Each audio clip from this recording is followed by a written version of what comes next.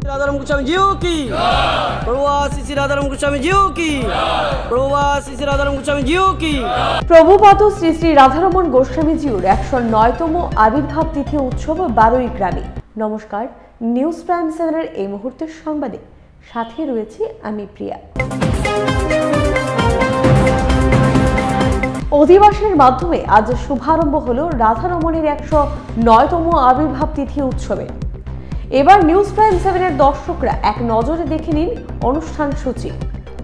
আগামীকাল অর্থাৎ মঙ্গলবার রাধারমণ পূর্ণিমা।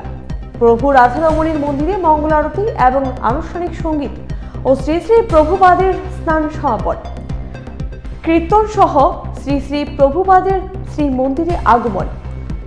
পূর্বাহ্ন 9 ঘটিকার মধ্যে শ্রী শ্রী গুরু গীতা মাধ্যমে শ্রী গুরু মহিমা পাঠ ও তৎসঙ্গে শ্রদ্ধায় শ্রী শ্রী গীতাযজ্ঞ আরম্ভ হবে। 108 প্রভুপাদ পদ্মে পূজা অর্চনা শুভারম্ভ ও অঞ্জলি প্রদান। দুপুর 1 ঘটিকা হইতে মহাপ্রসাদ বিতরণ। এদিকে বেলা 12টা হইতে রাত্রি 8টা পর্যন্ত বরিষ্ঠ শিষ্য স্মারক সম্মান ও ভক্তিমূলক সাংস্কৃতিক অনুষ্ঠান চলবে।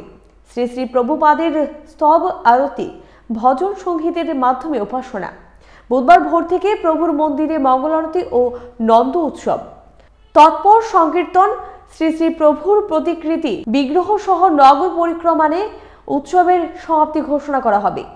3 দিনের এই অনুষ্ঠানকে সফল করে তুলতে সকল ভক্তপ্রাণ লোকেদের প্রতি আবেদন জানান আশ্রম কর্তৃপক্ষ। Bureau report, news prime 7। News prime 7 এর অন্যান্য আপডেট নিয়ে সাথে থাকছি আমি। চোখ রাখুন, ফলো, লাইক, সাবস্ক্রাইব করুন আমাদের ইউটিউব এবং ফেসবুক পেজটি। ধন্যবাদ।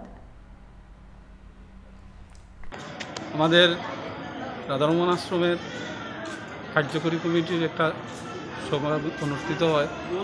আজকের সভায় প্রভুপাদের 109তম জন্ম উৎসব এবং মাতা ঠাকুরানীর 15তম তিরোধান উৎসব পালনের সিদ্ধান্ত নেওয়া হয় এবং কীভাবে এই উৎসব দুইটা সুন্দরভাবে সুস্থভাবে পালন করা যায় সেই ব্যবস্থা নিয়ে একটা সিদ্ধান্ত নেওয়া হয়েছে। মিটিংয়ের শেষে আমরা সবাই এখানে উপস্থিত হয়েছি। আশা করি আমাদের এই উৎসবে সব গুরু ভাই বোন উপস্থিত হবেন এবং সহযোগিতা করবেন। উৎসবের দিনগুলি যাতে সুন্দর হয়, সুস্থভাবে উৎসব পালন করা যায় তার জন্য সবাই সহযোগিতা এবং কামনা করছি। আমাদের এই উৎসবে জন্ম উৎসবের বিশেষ প্রোগ্রামের মধ্যে একটা প্রোগ্রাম নেওয়া হয়েছে যে বরিষ্ঠ গুরুভ্রাতা ভগিনীগণ যারা পুরাতন অনেক বয়োজ্যেষ্ঠ হয়ে গেছেন ওনাদেরকে সংবর্ধনা এবং সম্মাননা দেওয়া হবে। এর জন্য আমরা একটা ছোটো কমিটিও গঠন করা হয়েছে সব জায়গা থেকে, যাতে এই গুরু ভাই বোনদের নাম জোগাড় করা যায় এবং তাদের জন্য একটা সম্মাননার ব্যবস্থা করা যায় এই উৎসবের দিন বিকালবেলা।